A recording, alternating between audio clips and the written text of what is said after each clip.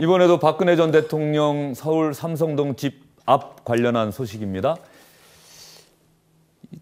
박근혜 전 대통령 집 앞에서 지지자들이 모여서 박근혜 전 대통령 힘내세요 이렇게 하고 있다는 얘기는 들었는데 갑자기 도로에 이렇게 누워 있습니다. 태극기를 손에 들고 있고요.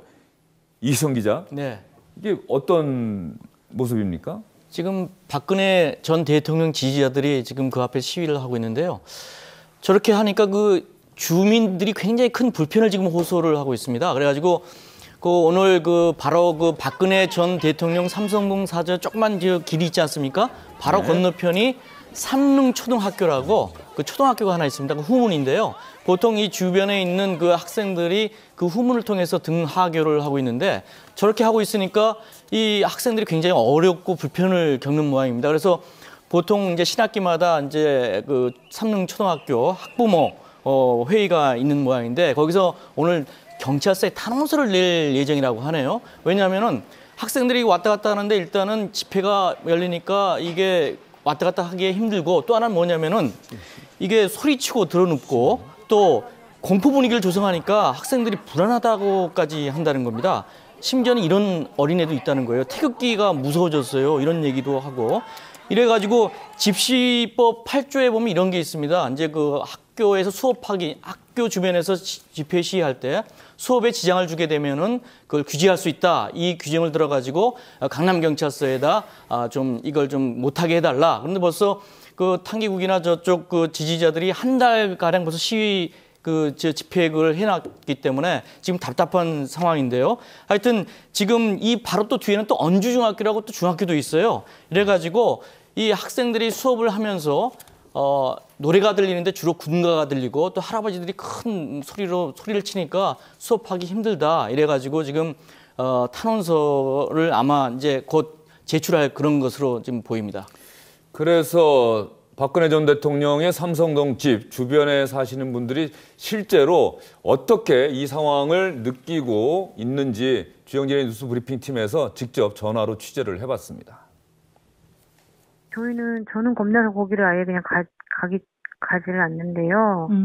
그 앞에 거기 통로거든요. 차도 지나다니고 네. 거의 이제 사람들 많이 다니는 곳인데 학생들도 주변에 다 이제 공부하는 학생도 있는데 저희는 그 근처도 음식점들 배달시켜 먹곤 하는데 그것도 힘들고 어수선해요. 초등학생 있는 부모들은 또 더 그렇겠죠. 또 애들 또 데리러 많이 가시고 그러시는 것 같아요.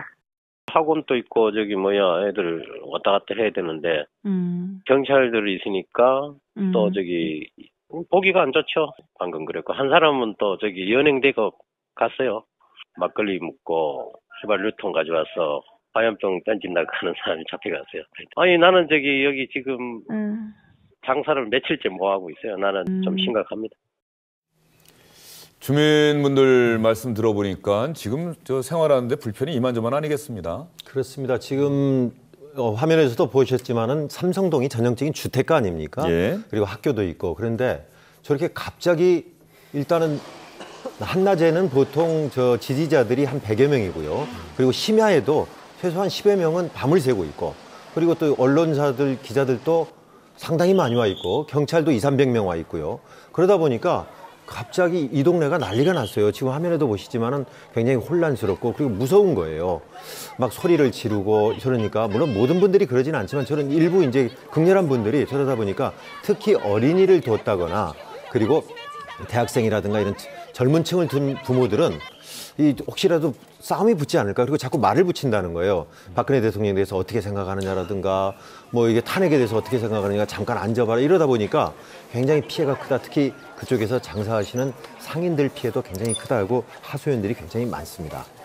그러면 이제 학부모들이 탄원서까지 낸다 이런 입장을 밝히고 있는데 일단 사전에 집회 신고를 다 해버렸으면 그 집회를 못 열게 할 수 있는 방법은 없나요? 방법이 어떤 게 있을까요? 결국 저는 이제 법원으로 갈 것 같은데 왜냐하면 이제 학부모들이 경찰에다가 집회를 좀 허가해주지 말아달라는 그런 걸 요청하지 않았습니까?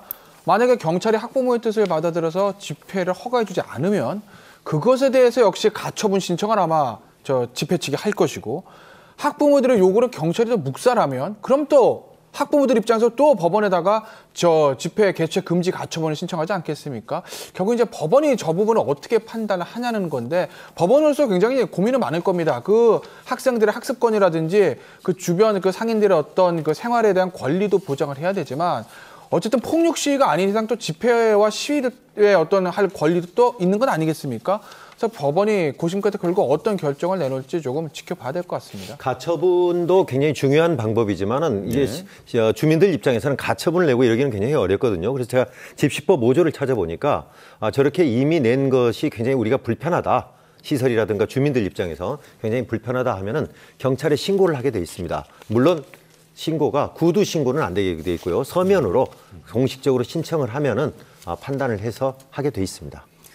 어쨌든 간에 박근혜 전 대통령을 지지하고 힘내서라고 외칠 수 있습니다. 대한민국은 자유국가니까. 그런데 다른 분들에게 또 피해를 준다면 그것은 또 다른 문제 아니겠습니까? 그렇죠. 그리고 어쨌든 지금 박근혜 대통령은 탄핵이 되어서 피의자 신분으로 있습니다. 이럴 때 본인의 어떤 그 정당성을 얻으려면 국민들의 동의를 구하고 설득을 하고 하는 과정이 꼭 필요합니다. 그런데 저렇게 당장 그 오래도록 살았던 주변 이웃들에게마저 지지를 얻지 못하고 심지어는 그 전 대통령을 지지하는 저 모습 자체가 대단히 폭력적이고 일방적이고 어떤 극우 파시즘의 냄새까지 풍긴다면 저는 국민들로부터 오히려 지지를 잃는 부정적인 그 표현 방식이죠.